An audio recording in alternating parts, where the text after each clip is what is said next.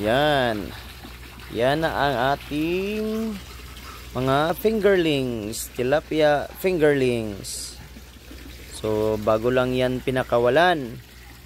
1,000 pieces tilapia fingerlings.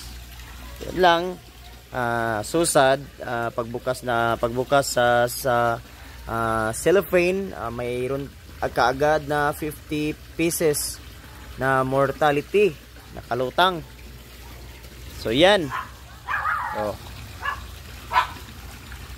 1,000 pieces tilapia fingerlings. So ang concrete pan natin ay 3x3 or 9 square meter.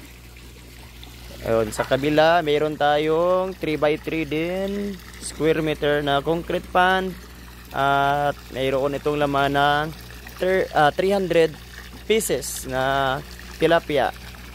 So mag 1 month pa lang yan. Sa December 6 yun, malalaki na sila, oh. Yan. Okay, thank you.